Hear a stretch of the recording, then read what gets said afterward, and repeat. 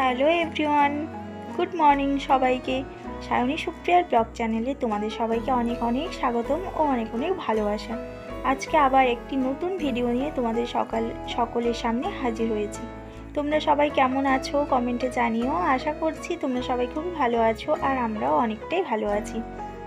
তো দেখো এখন সকালবেলা, আর মেয়ে আর টিটু বাইরে বসে রয়েছে। টিটুর ব্রাশ করা হয়ে গেছে, তো মেয়ে খুব কান্নাকাটি করছিল ও জেঠুর সাথে যাবে বলে। আর সকালে এখনও ব্রাশও করেনি দেখো, তো টিটু ওকে করাচ্ছে আর ওই জন্য ফোনটা একটু দিয়েছে, তা নাহলে সকালবেলা ও ফোন দেখতে চায় না। তো জেঠুর সাথে যাবে বলে খুবই কান্নাকাটি করছিল, তো বললাম যে ব্রাশ করবে না, দিয়ে দাও একটু ফোনটা দেখে। তো তারপর আমি চলে এসেছি রান্নাঘরে। আর মেয়ের জন্য এখানে একটু চিড়া সেদ্ধ বানিয়েছি, বেশ অনেকটাই দুধ বেশি হয়েছিল।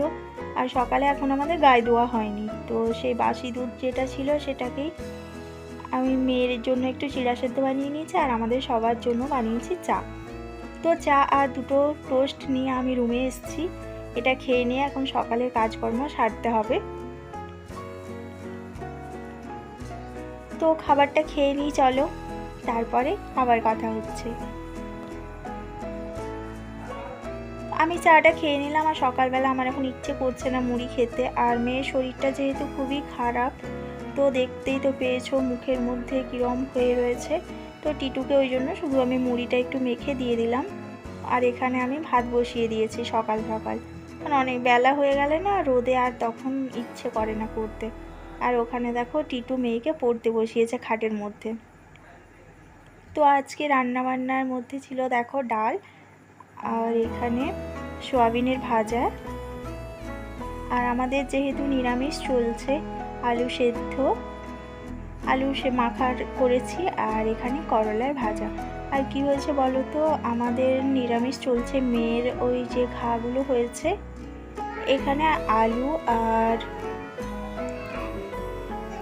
পোস্তর ভাজা।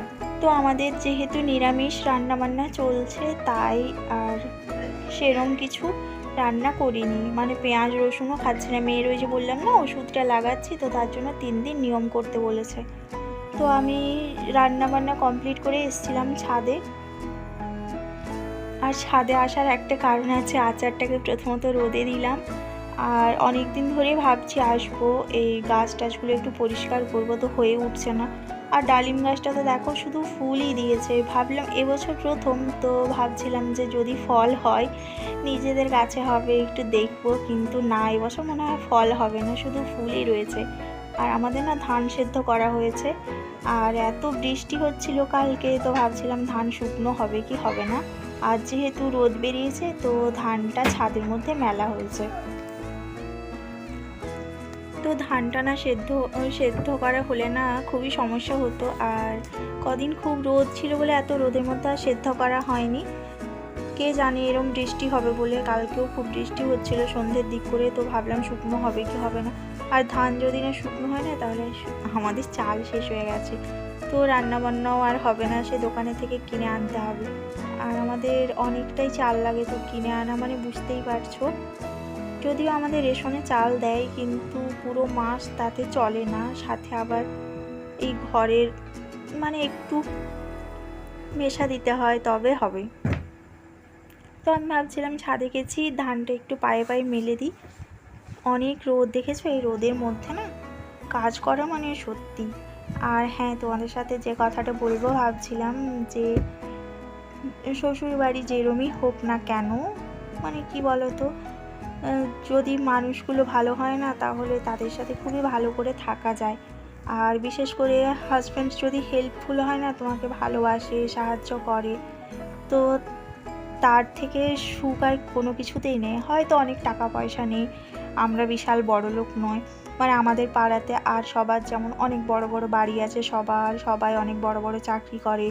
আমার বন্ধুবান্ধব রয়েছে, সবার বর মানে বেশ স্টাবলিশড, আর ভালো চাকরি করে, ভালো জায়গাতে, ভালো বাড়িতে থাকে, বাড়ি বলবো না, ফ্ল্যাটে থাকে, সবাই বড় বড় শহরে থাকে, ওদের বাচ্চারা ভালো স্কুলে পড়ে, তো ওদের লাইফস্টাইলটাও আলাদা। কিন্তু আমিও না বেশ ভালো আছি, সেরকম কোনো কষ্ট নেই, দুঃখ নেই।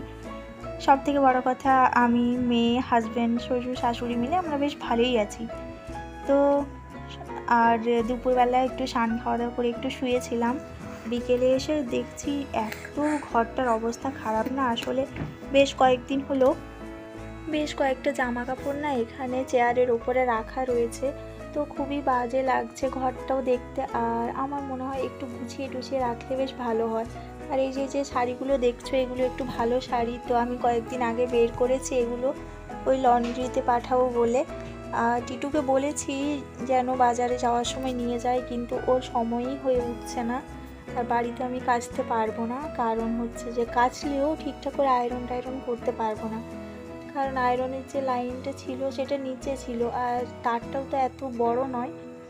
তো মেয়ে জবের থেকে বসতে শিখেছে না, আয়রনের যে লাইনটা ছিল সেটা বন্ধ করে দেওয়া হয়েছে, কখন হাত দিয়ে দেবে তাই। তো আমি আর আয়রন টায়রন করতে পারবো না বলে বললাম যে যদি কাচাতে দিই তাহলে সেখান থেকেই ভালো করে একেবারে ওরা আয়রন টায়রন করে দেবে।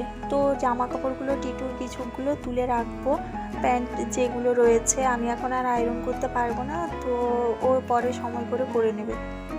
তো দেখো আমার আলমারিটার কি অবস্থা। আর হ্যাঁ, একদিন সময় করে তোমাদের সাথে শেয়ার করবো আমার আলমারিতে কি কি আছে। তো দেখো এই শাড়িটা আমি বাইরে রাখলাম, এটা পরে মাঝে মাঝে আমি রিলস বানাই, তারপরে ওই টুকটাক লাইভে যাই, এইসবের জন্য আর কি। তো দেখো বিছানাটাও পরিষ্কার করে নিয়েছে, আর ঘরটা দেখো এখন ফাঁকা ফাঁকা লাগছে। কিছুক্ষণ আগে ওই যে দেখো ওইদিকে যে চেয়ারটা রয়েছে একদম জামা কাপড়ে ভর্তি হয়ে রয়েছিল, আমারই কেমন অস্বস্তি লাগছিল। আর এখানে ব্যাগটা দেখো ঝুলছে, তো ব্যাগের ভেতরে কি রয়েছে দেখো, এখানে টিটুর খাতা আর এই কোশ্চেন পেপার টেপার এগুলো রয়েছে। ও যেহেতু টিউশন যাচ্ছে তো সেই কাগজপত্র এইসব হ্যানা ত্যানা সব ওখানে ঝুলছে। তো চলো এবার ঝটপট ঝাঁট দিয়ে তারপর আবার বিকেলে রান্নাবান্না সারতে হবে।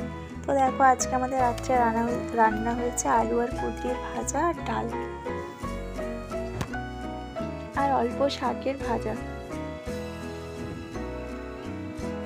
তো এরপর সন্ধেবেলা না আমি ভাবলাম ফ্রিজের মধ্যে জিনিসপত্রগুলো একটু গুছিয়ে রাখি, বেশ অনেক কিছু আজকে আনতে বলেছিলাম। আর গাজর এনেছে টিটু, শসা, তো ওকে বলেছিলাম যে একটু ধনেপাতা নিয়ে আসতে, তো একটু ধনেপাতাও এনেছে।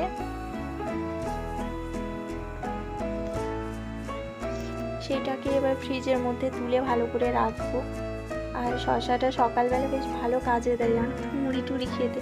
তো এই জন্য জিনিসপত্রগুলো সব আমি এখানে গুছিয়ে ভালো করে রেখেছি। রান্নাবান্না কমপ্লিট করে রুমে এলাম, বাবা ঘেমে গেছি। আর এই দেখো মেয়েকে পড়তে বসিয়েছিলাম, ব্যাগটা রয়েছে।